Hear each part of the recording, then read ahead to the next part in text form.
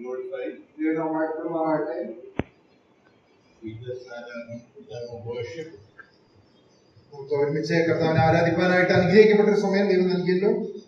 Don't bring him and proclaiming his death from the emblems of the table. In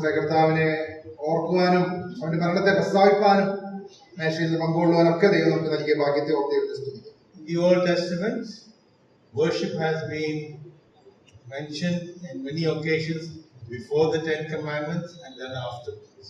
പഴയ നിയമത്തിലെ ആരാധനയെ കുറിച്ച് പല സ്ഥലങ്ങളിലും രേഖപ്പെടുത്തിയിരിക്കുന്നതായിട്ട് നമുക്ക് കാണുവാനായിട്ട് സാധിക്കും. ന്യായപ്രമാണം നൽകുന്നതിന് മുമ്പും അതിനുശേഷവും ഒക്കെ. And it has always been mentioned that thou shalt worship the Lord and thou shalt worship no other gods. ദൈവമായ യഹോവയെ നീ ആരാധിക്കണം, മറ്റ് ഒന്നിനെയും ആരാധിക്കരുത് എന്നുള്ളത് നമുക്ക് കാണുവാനായിട്ട് സാധിക്കും. There is only one God. ഏക ദൈവമേ ഉള്ളൂ. Later when the commandments were given, there was the institution of the sacrifices for the remission of sins. അതിനുശേഷം ന്യായപ്രമാണം നൽകിയപ്പോൾ പാപമോചനത്തിനായിട്ട് നൽകിയ വിവിധ യാഗങ്ങളെ കുറിച്ച് നമുക്ക് കാണുവാനായിട്ട് സാധിക്കും. However, in the New Testament we do know that the one and only sacrifice required and was done was by the Lord Jesus Christ. എന്നാൽ പുതിയ നിയമത്തിലേക്ക് നാം കടന്നു വരുമ്പോൾ ഒരേ ഒരു യാഗം, പരമയാഗം നമ്മുടെ കർത്താവായ യേശുക്രിസ്തുവിലൂടെ നിവർത്തിച്ച യാഗം നമുക്ക് കാണുവാനായിട്ട് സാധിക്കുന്നു. And this is the age called the dispensation of grace. നാം ജീവിക്കുന്ന ഈ കാലഘട്ടം കൃപായുഗം എന്നാണല്ലോ നാം അറിയുന്നത്. And it is to end at the time when the Lord comes again to take us up in the rapture. നമ്മുടെ കർത്താവായ യേശുക്രിസ്തു വീണ്ടും വന്ന് നമ്മെ തന്നോട് കൂടെ ചേർക്കുന്ന ആ അന്ത്യ കാലഘട്ടത്തിലാണ് നാം ജീവിക്കുന്നത്. However, there is a reference in the Old Testament, the New Testament, about something that is more beyond in importance of worship. എന്നാൽ ആരാധനയോടുള്ള ബന്ധത്തില് നമുക്ക് വളരെ പ്രധാനപ്പെട്ട ഒരു കാര്യം കാണുവാനായിട്ട് സാധിക്കുന്നുണ്ട്. And that is seen in two occasions, one in the case of Saul and one when the Lord Jesus Christ himself answers a question. അത് പഴയ നിയമത്തിലെ ശൗലിന്റെ ഭാഗത്തും അതുപോലെ പുതിയ നിയമത്തിലെ നമ്മുടെ കർത്താവായ യേശുക്രിസ്തുവിനോട് ചില ചോദ്യങ്ങൾ ചോദിച്ചപ്പോഴുമാണ് നമുക്ക് ആരാധനയെ കുറിച്ച് രണ്ട് ഭാഗങ്ങളിൽ കാണുവാനായിട്ട് സാധിക്കുന്നത്. There it is mentioned when Saul did not kill the king of the Amalekites and came back with the animals and the king, Samuel confronted him with the question, what is it that thou hast done? Saul രാജാവിന്റെ കാലഘട്ടത്തില് അവിടെ അമാലേക്യ രാജാവിനെയും സകലത്തെയും നിർമൂലമാക്കുവാനായിട്ടുള്ള ദൈവിക കൽപ്പന അനുസരിക്കാതെ രാജാവിനെ ജീവനോടെ പിടിച്ചു, തടിച്ച മൃഗങ്ങളെയും കൊണ്ടുവന്നപ്പോൾ ശമൂവേല് അവരോട് ചോദിക്കുന്നതുണ്ട്, നീ ഈ ചെയ്തത് എന്ത് എന്നാണ് ചോദിക്കുന്നുണ്ട്. And the answer is seen in 1 Samuel chapter 15 verse 24. അതിനുള്ള മറുപടി 1 ശമൂവേൽ 15-ാം അധ്യായത്തിന്റെ 24-ാമത്തെ വാക്യത്തിൽ നമുക്ക് കാണുവാനായിട്ട് സാധിക്കുന്നു.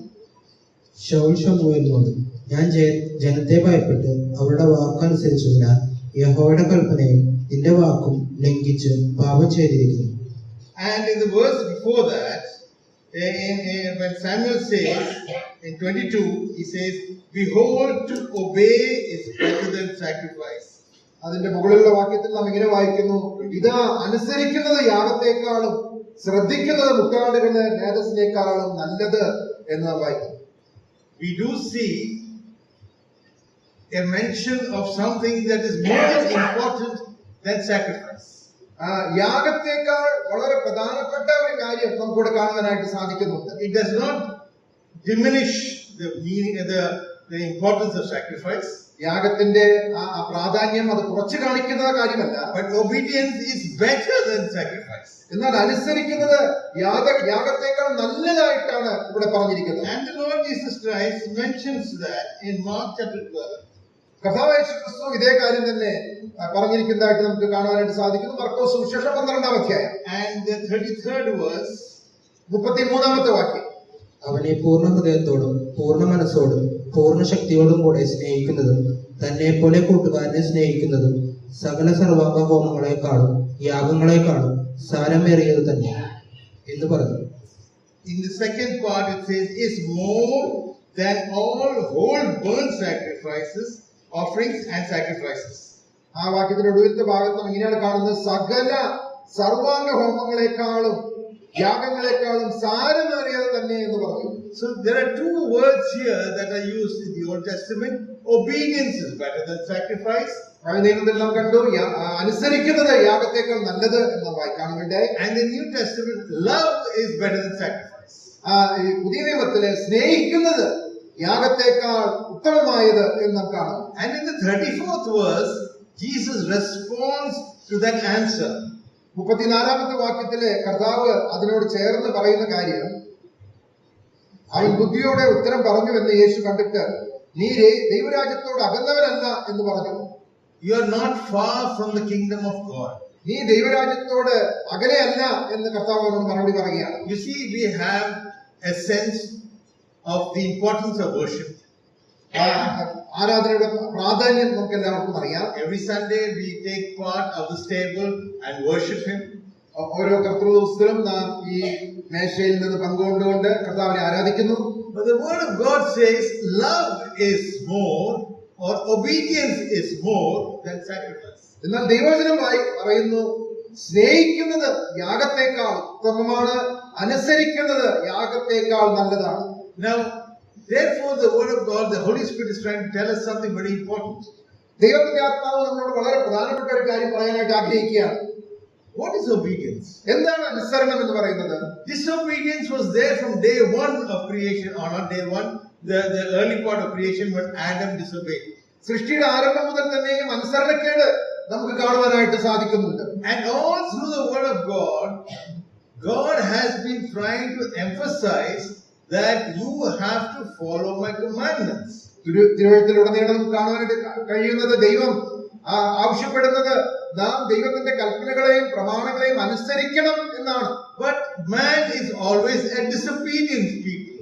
എന്നാൽ മനുഷ്യരെപ്പോഴും ദൈവത്തോട് അനുസരണക്കേട് കാണിക്കുന്ന ഒരു സ്വഭാവമാണ് കാണുവാനായിട്ട് And സാധിക്കുന്നത്. this disobedience ഈ അനുസരണക്കേട് is what God has to bring His people back by either sacrifices or by worship and sacrifices.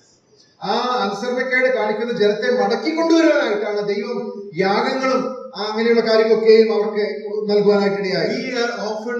We do know that our lives our main purpose is to glorify God. നമ്മുടെ ജീവിതത്തിന്റെ പ്രധാന ഉദ്ദേശം എന്ന് പറയുന്നത് ദൈവത്തിന് മഹത്വം കൊടുക്കുക എന്നുള്ളതാണ്. As children of God, blood bought by Him, we are to glorify God. ദൈവമക്കൾ എന്നുള്ള രീതിയിൽ കർത്താവായ യേശുക്രിസ്തുവിന്റെ രക്തത്താൽ വീണ്ടെടുക്കപ്പെട്ട ദൈവജനം എന്നുള്ള രീതിയിൽ നാം ദൈവത്തിന് മഹത്വം കൊടുക്കേണ്ടവരാണ്. How is it that we glorify God? എങ്ങനെയാണ് നമുക്ക് ദൈവത്തിന് മഹത്വം കൊടുക്കാനായിട്ട് സാധിക്കുന്നത്? By reflecting the character of God in our behavior and lifestyle. നമ്മുടെ ജീവിതത്തിൽ കർത്താവായ യേശുക്രിസ്തുവിന്റെ സ്വഭാവം വെളിപ്പെടുത്തിക്കൊണ്ടാണ് നമുക്ക് ദൈവത്തിന് മഹത്വം കൊടുക്കാനായിട്ട് സാധിക്കുന്നത്. Therefore, there is a need to follow an obedient will of God.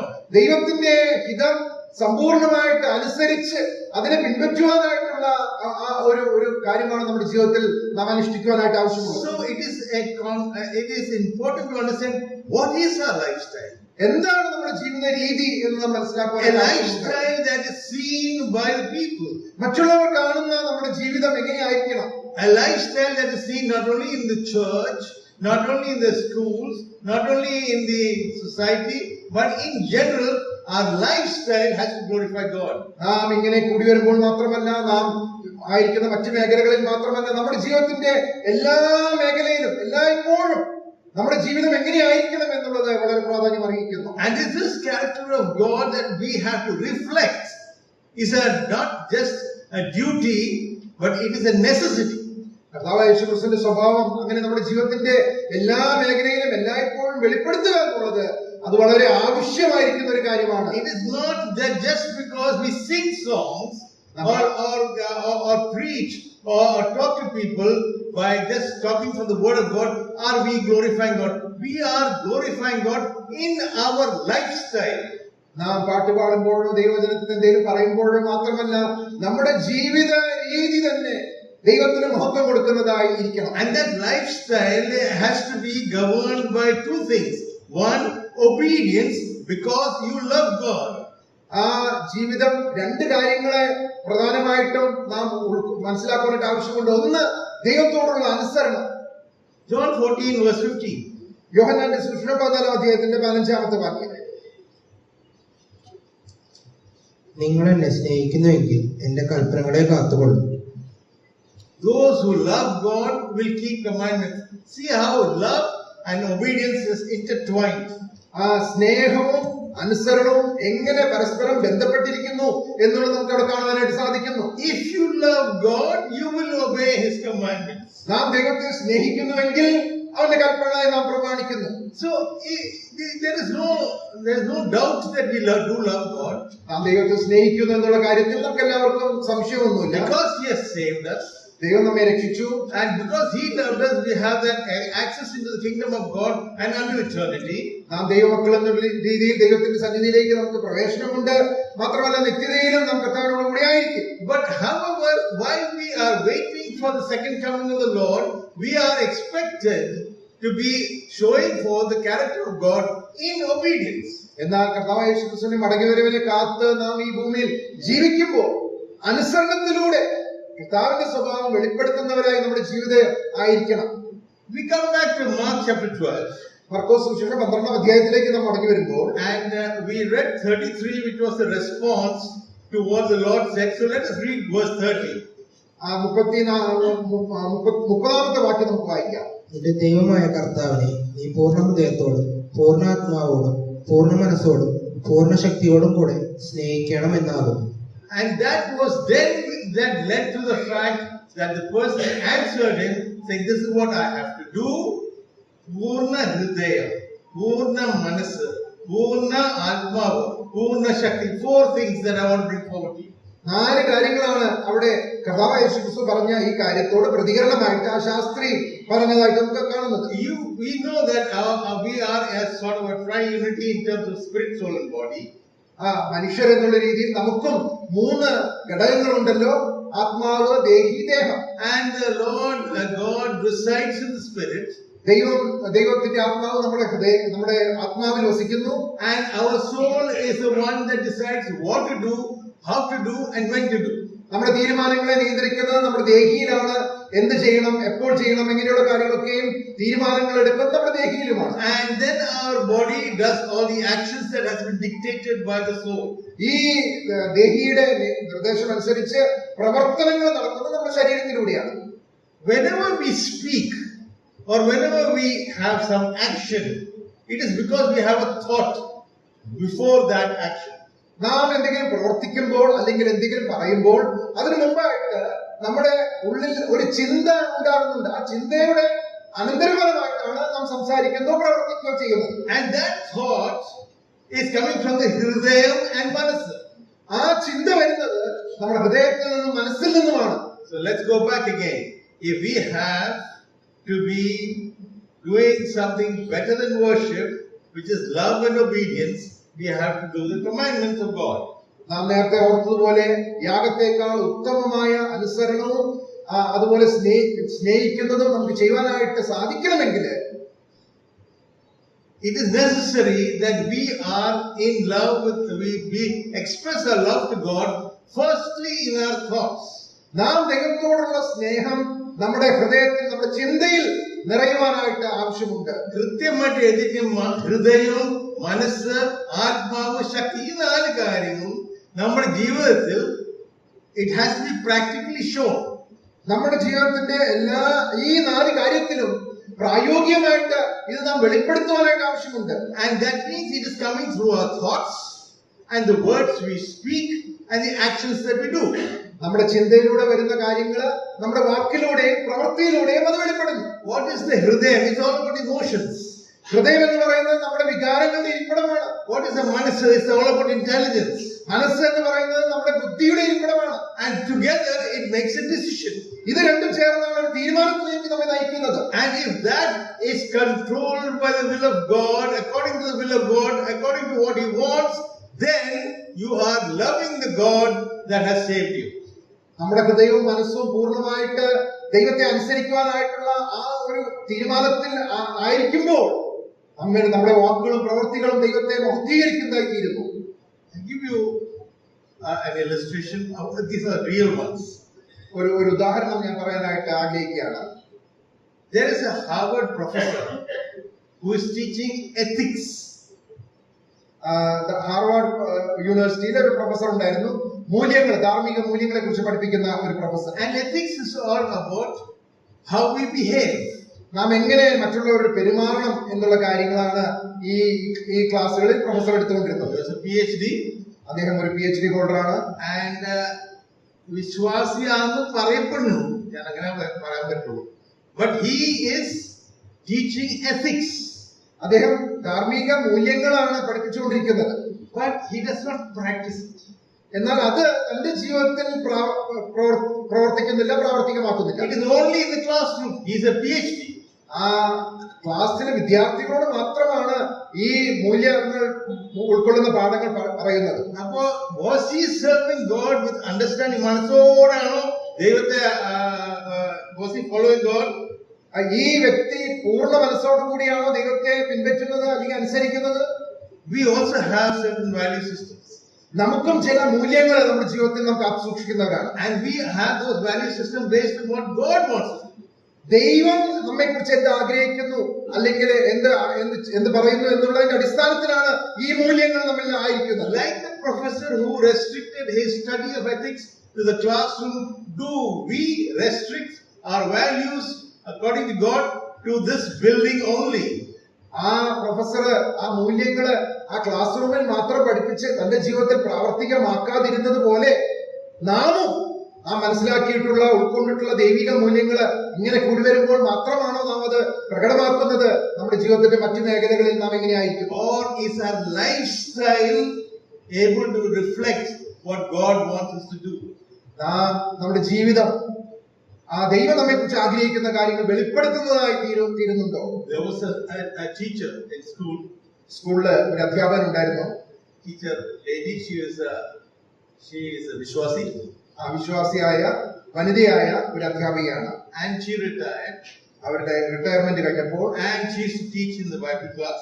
Our Bible class എടുത്തുകൊണ്ടിരിക്കുകയാണ്. And she taught about many things, and she was very well learned about the word of God. ദൈവവചനം വളരെയധികം പഠിക്കുകയും അറിവുമുള്ള ഒരു സഹോദരിയാണ്. She has one little problem. ഒരു പ്രശ്നമുണ്ട് അവർക്ക്. She is very anxious.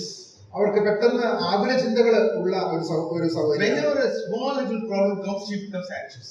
ഒരു ചെറിയ പ്രശ്നം വന്നാൽ തന്നെ അവർ പെട്ടെന്ന് ഭാരപ്പെടുകയും അതിനെക്കുറിച്ച് ആകുലപ്പെടുകയും ചെയ്യും. Philippians chapter 4 verse 6.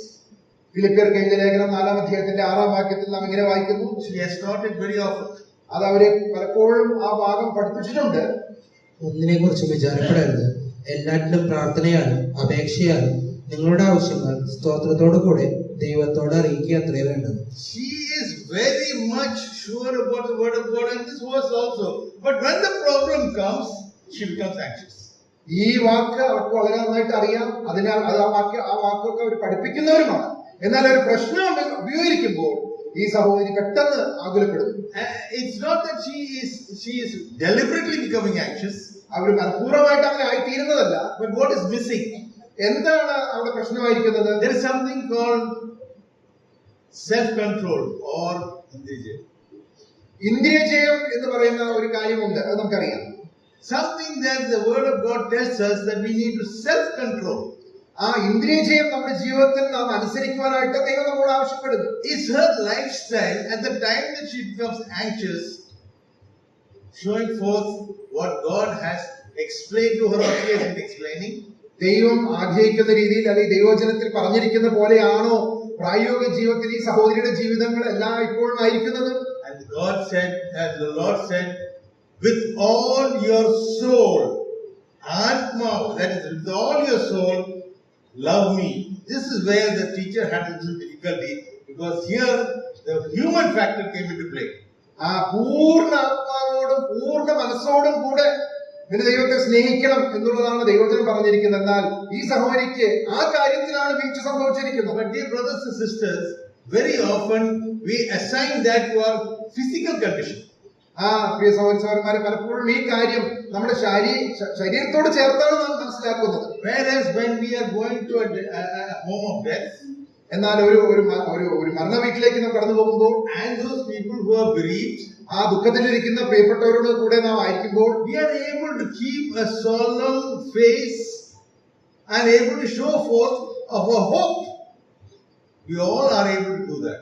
അവിടെ നാം ആയിരിക്കുമ്പോൾ അവരോട് പ്രത്യാശയെ കുറിച്ച് പറയുവാനും അവരോട് ചേർന്ന് ഒരു മനോഭാവത്തിലായിരിക്കുവാനും നമുക്ക് സാധിക്കുന്നു. And people from outside see that these brothers and sisters people, they do not make a lot of noise and crying and nothing of that sort, because there is a hope in them. മറ്റുള്ളവർ കാണുമ്പോൾ അവർക്കറിയാം ഈ ദൈവമക്കളായിട്ടുള്ളവര് അവരങ്ങനെ വലിയ നിലവിളിയോ ശബ്ദങ്ങളോ ഒന്നും ഉണ്ടാക്കുന്നില്ല, അവർക്ക് വളരെ പ്രത്യാശയുണ്ട് എന്ന് മറ്റുള്ളവർ മനസ്സിലാക്കുന്നു. There we have self-control. അവിടെ നമുക്ക് ഈ നിയന്ത്രണം അല്ലെങ്കിൽ ഇന്ദ്രിയജയമുണ്ട്. It is not something that we cannot do. അത് നമുക്ക് ചെയ്യുവാൻ സാധിക്കാത്ത കാര്യമല്ല. I have given you an example that we actually do. ഇത് നമ്മൾ സാധാരണ ചെയ്യുന്ന ഒരു കാര്യമാണ് എന്ന് നമുക്കറിയാം. We also have the ability to able to pray and go through difficulties. We've heard of Brother Casey James. We heard there's so many such cases where they go through all those difficulties, but are always going towards on their knees, talking to God, speaking to God, and asking for grace. വിവിധങ്ങളായ പ്രതിസന്ധി ഘട്ടങ്ങളിലൂടെ നാം കടന്നു പോകുമ്പോൾ ദൈവസന്നിധിയിൽ മുട്ടുമടക്കി പ്രാർത്ഥിക്കുവാനും ദൈവത്തിൽ നിന്ന് കൃപ പ്രാപിക്കുവാനും നമുക്ക് അറിയാം, നമ്മൾ ചെയ്തു വരുന്നവരുമാണ്. So then when we say that the soul, love me with all your soul, is an aspect where the love me with all your spirit is the aspect where we have communion with the Lord as the Lord resides in our spirit.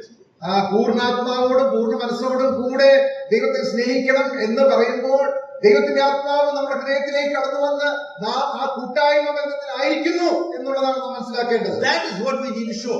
അതാണ് നമ്മുടെ ജീവിതത്തിൽ വെളിപ്പെടേണ്ടത്.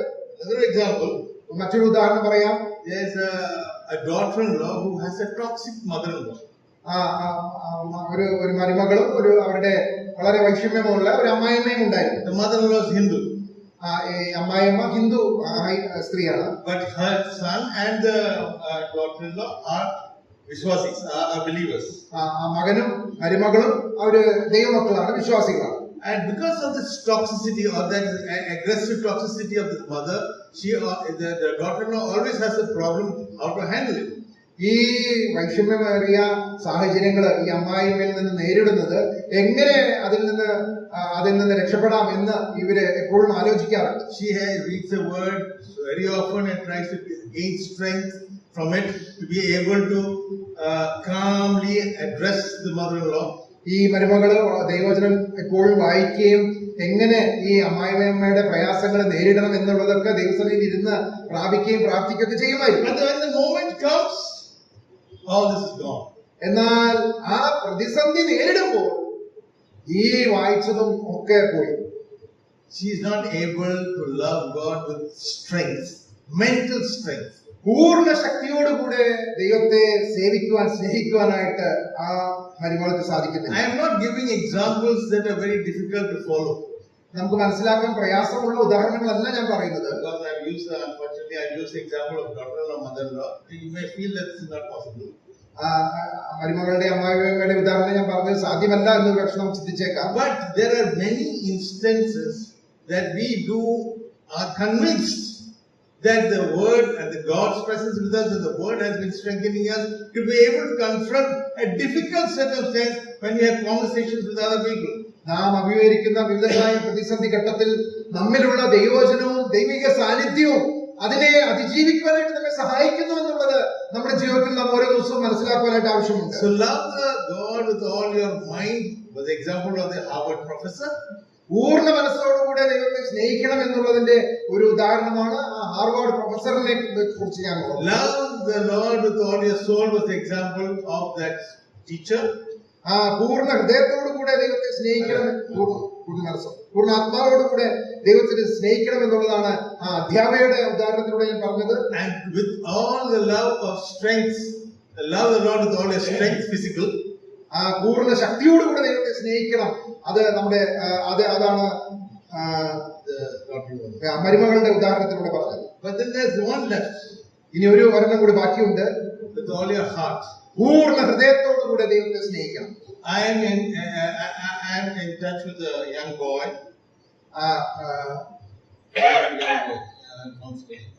ഒരു ചെറുപ്പക്കാരനെ ഞാൻ counselling ചെയ്തുകൊണ്ടിരിക്കുകയാണ്. It's been over a period of a year and a half. കഴിഞ്ഞ ഏകദേശം 1.5 വർഷമായിട്ട് ഞാൻ അങ്ങനെ ചെയ്തുകൊണ്ടിരിക്കുന്നു, അവനെ സഹായിക്കുന്നു. That particular boy has very good English. He studied English and he is very good in his language English.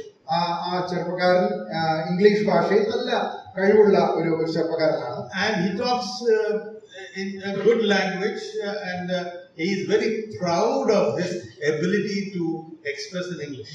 ആ ഇംഗ്ലീഷ് ഭാഷയിൽ തനിക്ക് കാര്യങ്ങൾ വിശദീകരിക്കാനായിട്ടുള്ള കഴിവിനെ കുറിച്ച് തനിക്ക് വളരെയധികം ബോധ്യമുള്ള ഒരു അഹങ്കാരമുള്ള ചെറുപ്പക്കാരനാണ്. So sometimes the ability that we have, God-given ability, mind you, in studies or in physical conditions or whatever, we should not have pride in us. This is a question of pride. Pride in our hearts about that ability. That's God-given. നമുക്കറിയാം പലപ്പോഴും നമുക്ക് തന്നിട്ടുള്ള കഴിവുകള് അത് ദൈവം നൽകിയിട്ടുള്ളതാണ്. അതിൽ നാം അഹങ്കരിക്കാനായിട്ട് ആവശ്യമില്ല. And he also has another issue. അവന് മറ്റൊരു പ്രശ്നം കൂടിയുണ്ട്. He wants to go to America. അവൻ അമേരിക്കയിലേക്ക് പോകണം. Or to Canada. അല്ലെങ്കിൽ കാനഡയിലേക്ക് പോകണം. So he's searching for a girl whom he can marry so that he gets his access into those countries. അതുകൊണ്ട് അങ്ങനെ ആ രാജ്യങ്ങളിലുള്ള ഏതെങ്കിലും ഒരു പെൺകുട്ടിയെ വിവാഹം കഴിച്ച് അവിടേക്ക് പോകാനായിട്ടാണ് ഇവൻ ശ്രമിക്കുന്നത്. And there's no, at the same time he comes and tells me, Uncle, I want to be increasing my spirituality. എന്നാൽ അതേ സമയത്ത് തന്നെ അവൻ കടന്നു വന്നിട്ട് പറയും, എനിക്ക് എന്റെ ആത്മീയത ഒന്ന് വർദ്ധിപ്പിക്കാനായിട്ട് കൂട്ടുവാനായിട്ട് ആഗ്രഹമുണ്ട്. So I asked him, so do you doubt that you are have any problem with your spirituality? Do you doubt your salvation? അപ്പൊ ഞാൻ അവരോട് ചോദിച്ചു, നിന്റെ ആത്മീയതയെ കുറിച്ച് നിനക്ക് സംശയമുണ്ടോ? രക്ഷയെ കുറിച്ച് നിനക്ക് ഉറപ്പില്ലായ്മയുണ്ടോ? സഭയിലുള്ള ആളാണ്, അത് പറഞ്ഞേക്കാം. However, he says no, but I want to grow. I want to be like he will take big names, you know, like big names of evangelists. I want to be like them. അവന് അങ്ങനെയുള്ള കാര്യങ്ങളൊന്നും ഉറപ്പില്ലായ്മയില്ല. എന്നാൽ എനിക്ക് ഇന്ന ആൾക്കാരെ പോലെ പ്രസംഗികരെ പോലെ ഒക്കെ ആയി തീരണം എന്നുള്ള അവന്റെ ആഗ്രഹം അവൻ പറയും. I told him that they have not gone to America. ഞാൻ അവരോട് പറഞ്ഞു, ഞാൻ അമേരിക്കയിൽ പോയിട്ടില്ല. ഈ പറഞ്ഞ ആൾക്കാരൊന്നും അമേരിക്കയിൽ പോയിട്ടില്ല. അവരൊന്നും അത്ര ഇംഗ്ലീഷ് പറയാത്ത, അവർക്ക് അത്ര ഇംഗ്ലീഷും അറിയില്ല. പക്ഷെ നീ ഇതൊക്കെ ഉണ്ടല്ലോ. But he was proud about that and he wanted to add on another qualification of spirituality by talking to me and becoming spiritual. അവന് ഇങ്ങനെയുള്ള കാര്യങ്ങളൊക്കെ ഉണ്ട്, അതിനോട് ചേർത്ത് ആത്മീയതയും വർദ്ധിക്കണം എന്നുള്ള ആ ആഗ്രഹം എന്നോട് അറിയിക്കുക. And so I told him, read Philippians chapter 2 and verse 11. അതുകൊണ്ട് ഞാൻ അവനോട് ഫിലിപ്പിയ ലേഖനം 2-ാമത്തെ വാക്യം വായിക്കാനായിട്ട് പറഞ്ഞു. യേശു ക്രിസ്തു കർത്താവെന്ന് പിതാവായ ദൈവത്തിന്റെ മഹത്വത്തിനായി ഏറ്റുപറയുകയും ചെയ്യേണ്ടി വരും. So I said, how often do you read the word of God? ആവശ്യമുള്ള സമയത്തൊക്കെ വായിക്കും. ഞാൻ അവരോട് ചോദിച്ചു, എപ്പോഴൊക്കെ നീ ദൈവവചനം വായിക്കുന്നുണ്ട്? അതിനുള്ള മറുപടിയാണ് പറഞ്ഞത്, ആവശ്യമുള്ളപ്പൊക്കെ വായിക്കുന്നു. So when he applies for the matrimony sites and he doesn't get an answer, then he starts praying. അപ്പോൾ അവനെ വിവാഹ ഇതിലൊക്കെ പരസ്യം കൊടുത്തതിന് ശേഷവും അതിന് മറുപടി കിട്ടാതെ വരുമ്പോൾ പ്രാർത്ഥിക്കുന്നു. And whenever he is not able to, when he goes to the shop to buy something, he cannot talk in English. Of course, he has to talk in Malayalam. എന്തെങ്കിലും സാധനം മേടിക്കാൻ കടയിൽ പോയാൽ നമുക്കറിയാം ഇംഗ്ലീഷിൽ പറഞ്ഞിട്ട് കാര്യമില്ലല്ലോ, മലയാളത്തിൽ തന്നെ പറയാനായിട്ട് ആവശ്യമുണ്ട്. ആ നേരം ജോലിക്ക് പോയപ്പോ അവൻ ഇംഗ്ലീഷ് സംസാരിച്ചു. അത് കഴിഞ്ഞപ്പോ എന്തുണ്ടായി, അവര് പറഞ്ഞു, ഞങ്ങളൊരു മലയാളം പറഞ്ഞ ആളെയാണ് ഞങ്ങൾ കേരളത്തിലല്ല ജോലിയാണ്. Does he love his God with his heart or does he love himself? ഈ വ്യക്തി പൂർണ്ണ ഹൃദയത്തോടെ ദൈവത്തെയാണോ സ്നേഹിക്കുന്നത് അതോ തന്നെ തന്നെയാണോ സ്നേഹിക്കുന്നത്? Love your God with all your heart. Love your God with all your mind. Love your God with all your soul. Love your God with all your strength. ഇത് കഴിഞ്ഞാൽ നമുക്ക് എന്തോ ബാക്കിയുള്ളത്? നമ്മുടെ ചിന്തയും നമ്മുടെ സംസാരവും നമ്മുടെ പ്രവൃത്തിയും. So what is our lifestyle supposed to be? നമ്മുടെ ജീവിതം, അനുദിന പ്രായോഗിക ജീവിതം എങ്ങനെ ആയിരിക്കണം? But is this possible? ഇത് സാധ്യമാണോ നമുക്ക്? It's not possible with our own efforts. ഇത് നമ്മുടെ സ്വന്തം ശക്തിയിൽ നമുക്ക് സാധിക്കുകയില്ല. Why? Because you need the grace of God. കാരണം നമുക്ക് ദൈവത്തിന്റെ കൃപ ആവശ്യമുണ്ട്. Do you know what in 1 Corinthians 15:10 Apostle Paul says, if you read that? 1 കൊരിന്ത്യർ 15-ാം അധ്യായത്തിന്റെ 10-ാം വാക്യത്തിലെ പൗലോസ് എന്താണ് അവിടെ പറയുന്നത്? എങ്കിലും ഞാനാകുന്നത് ദൈവകൃപയാലാകുന്നു, എന്നോടുള്ള അവന്റെ കൃപ വ്യർത്ഥമായതുമില്ല. അവരെല്ലാവരെക്കാളും I am what I am because of the grace of God. ഞാൻ ആകുന്നത് ദൈവകൃപയാൽ ആകുന്നു. As far as we are all concerned, we cannot, with our own efforts, try to become spiritual like that boy, try to be unanxious like that teacher, try to be ethical like that Harvard person, or try and talk well without grace. It's not possible. ദൈവത്തിന്റെ കൃപയില്ലാതെ നമ്മുടെ സ്വന്തം ശക്തിയില് നമുക്ക് തന്നെ കൂടുതൽ ആത്മീയരാകുവാനോ അല്ലെങ്കിൽ ഈ പറഞ്ഞ മറ്റു ഉദാഹരണങ്ങളിലൊക്കെ നാം കേട്ടതുപോലെ നമ്മുടെ സ്വന്തം കഴിവിൽ ആശ്രയിച്ചുകൊണ്ട് നമുക്ക് ഇതൊന്നും സാധ്യമാകുകയില്ല. This is something that we are all practicing. I am trying to become spiritual. I am trying to do the right things. I am doing this. I am doing this. ഞാൻ ഒരു വിശ്വാസിയല്ലേ, ഞാൻ അതുപോലെ അങ്ങനെ നടക്കും. When I was young, ഇങ്ങനെ നമ്മുടെ സ്വന്തം ശക്തിയിൽ നമുക്ക് സാധിക്കുകയില്ല എന്നുള്ള കാര്യം നാം മനസ്സിലാക്കണം. ചെറുപ്പമായിരുന്നപ്പോൾ something that we don't understand. ഇത് നമുക്ക് മനസ്സിലാകുന്ന ഒരു കാര്യമല്ല. We try to put our efforts. നമ്മൾ അതിനുവേണ്ടി നമ്മുടെ ശ്രമം നടത്തുകയാണ്. It doesn't work that way. ആ രീതിയിൽ അത് സാധ്യമാകില്ല. We cannot love God mechanically. We have to love God experientially. നമുക്ക് നമ്മുടെ അറിവിൽ മാത്രം ദൈവത്തെ സ്നേഹിക്കാനായിട്ട് സാധിക്കുകയില്ല. അത് നമ്മുടെ അനുഭവമാക്കി നാം തീർക്കണം.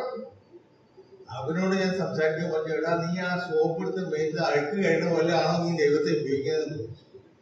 That's exactly what he did. He was using God as a commodity.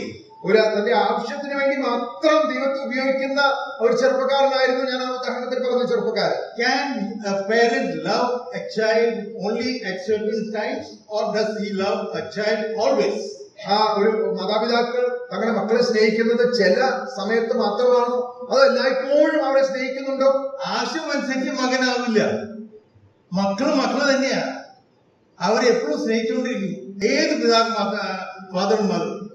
That is the relationship God wants with us. ഈ ഒരു ബന്ധമാണ് ദൈവം തന്റെ മക്കളായ നമ്മിൽ നിന്നും ആഗ്രഹിക്കുന്നത്.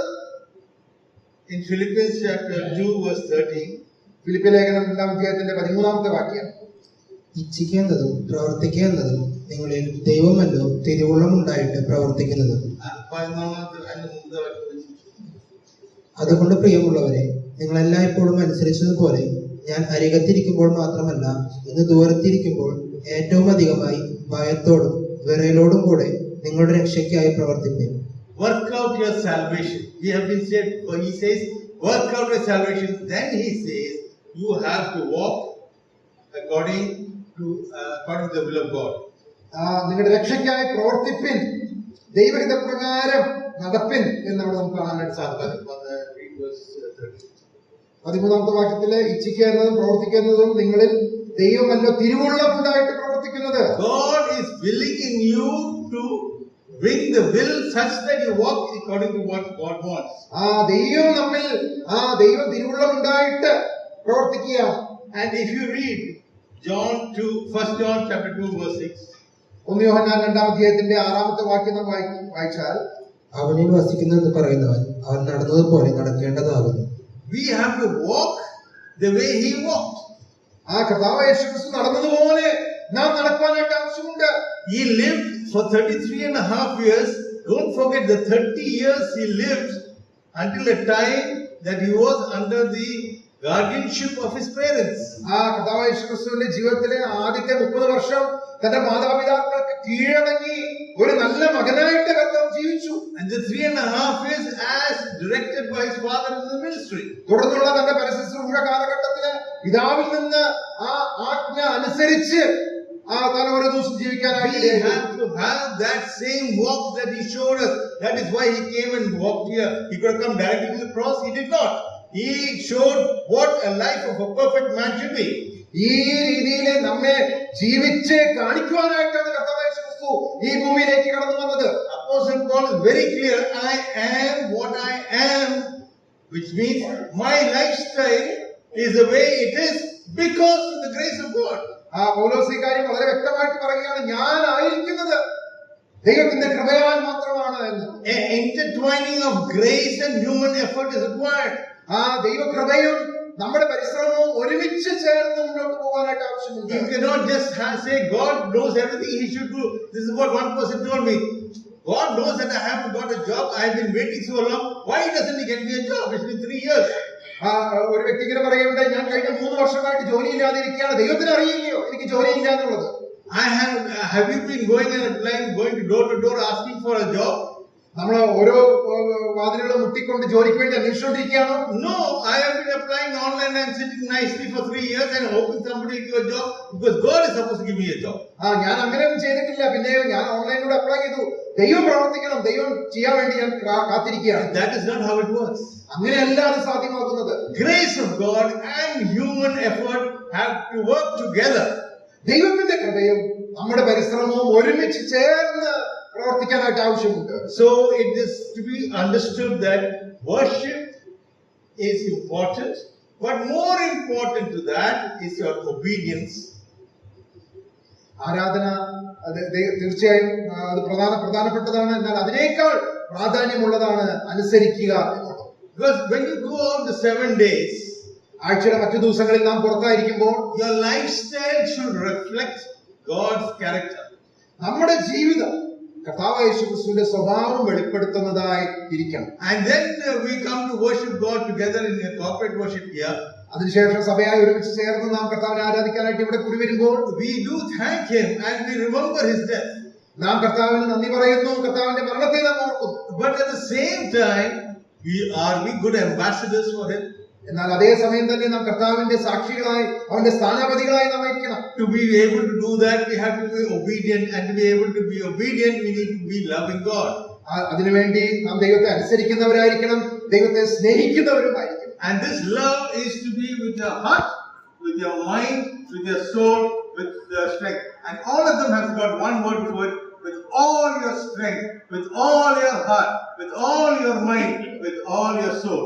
നാം ദൈവത്തെ സ്നേഹിക്കേണ്ടത് പൂർണ്ണ ഹൃദയത്തോടും പൂർണ്ണ ആത്മാവോടും പൂർണ്ണ മനസ്സോടും പൂർണ്ണ ശക്തിയോടും കൂടെ ആയിരിക്കണം. Then alone are we able, with grace from God, be together able to, with our own effort, be able to glorify God. എങ്കിൽ മാത്രമേ ദൈവത്തിന്റെ കൃപയാലും നമ്മുടെ ശ്രമത്താലും ഈ കാര്യം സാധ്യമാകുകയുള്ളൂ. It is not a one-way traffic. It needs a teamwork with God. അത് ഒരാൾക്ക് മാത്രം സാധ്യമാകുന്ന കാര്യമല്ല, ദൈവത്തോട് ചേർന്ന് ഒരുമിച്ച് പ്രവർത്തിക്കുമ്പോഴാണ് സാധ്യം. And then we can say along with the Apostle Paul, I am what I am because of the grace of God. എങ്കിൽ നമുക്ക് പൗലോസിനോട് ചേർന്ന് പറയാനായിട്ട് സാധിക്കും, ഞാനാകുന്നത് ദൈവകൃപയാലാകും. Will God's name alone be glorified. ദൈവനാമം വാഴ്ത്തപ്പെടുന്നു.